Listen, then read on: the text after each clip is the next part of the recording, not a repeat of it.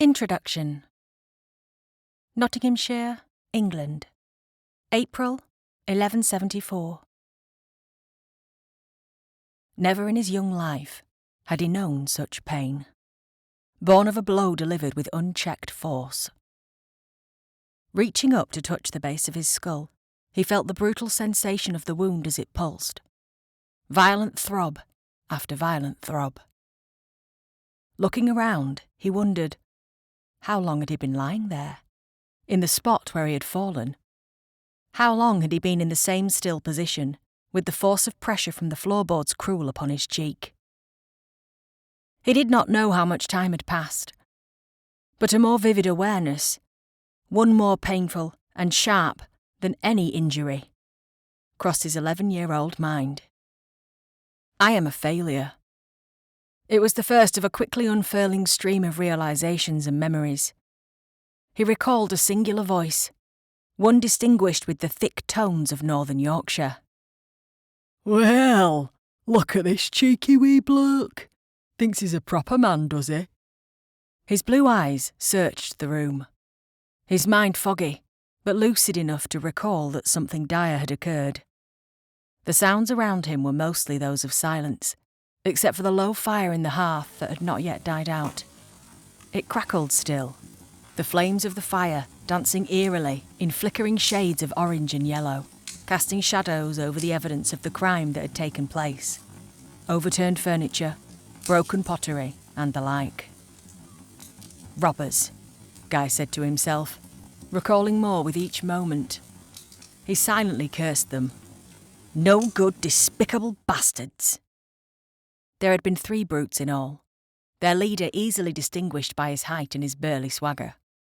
He had towered over the other 2 lesser men, thin and bony, both of them. Guy recalled how they had gripped his mother's arms as she struggled against them. Such a threat to all that was dear. His family, his home, his entire life, had quickened his fury. His pride driving his courage, he had swept forward with his blade drawn. He had bellowed in a display of rage. "Yellow-bellied cowards!" He had brought back his weapon, attempting a slash across his enemy's belly, prepared to open the villain's guts if need be. But his opponent had been no mere incompetent bungler. Oh no, he had not. The criminal had countered the attack easily, sidestepping it, following it with a response of mild annoyance. No fear was hinted at in the devil's colourful language. "Toss off, maggot!" Buoyed by anger, his adrenaline surging at the sight of his mother in danger, Guy had attacked again, his weapon clashing with that of his opponent. But then the butt of a sword had struck his skull from behind, rendering him senseless. Now, as his senses cleared, his heart bled with agony. His eyes witnessed to the most galling evidence of the entire encounter. There, lying stretched out before the hearth, lay the body of Elizabeth Gisborne, his beloved mother. She lay with her head turned to one side, her eyes wide open in a macabre and evident display of death. The blood from her head wound was pooled beneath her pale face. Her long auburn hair had always been so shiny, sleek, and meticulously maintained, but now it lay splayed about in disarray, strands of it sticky with her blood and clinging together. Wincing, he dragged himself forward on his hands and knees, just as a soldier on the battlefield would do so. So desperate was he to reach her. His pain was nothing to him at that moment. He knelt beside her, grasping her shoulders and shaking her, willing her to move in some way, to show some sign of life. A moan, or the lifting of a finger. Anything. His words were a distraught whisper. Tears spilled from his eyes. "Mother," he cried. "Mother." The memory of this living nightmare haunted him. He and his mother had just retired for the night, but not long after they had been awakened by the sound of an unfamiliar voice, followed by the rustling of objects being moved about. He had known it to be strangers, for the servants were away, gone to their families for the start of Tridom, so he had deduced that this bustling was not of the benign sort. His mother had heard the sounds as well, and soon They had both found themselves caught up in the middle of a botched robbery. He had instinctively fought to protect his home, giving his all. And he had failed. "Mother," he wept, the words falling from his lips in barely a whisper. The lump in his throat made it difficult to speak. He was a weakling, as his father had so often accused him of being.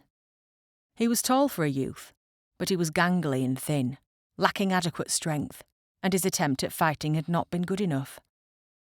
As a son, he had faltered in his duty, and now he could only stare at the pallor of his mother's face, at the lifelessness of her blue eyes. Behind him, the front door opened with a slow creak of its hinges. Giving a start, he turned his head to look, thinking it to be the thieves returning. Instead, the fearsome figure standing in the open doorway was one that he knew well, and a wedge of fear stuck in his throat.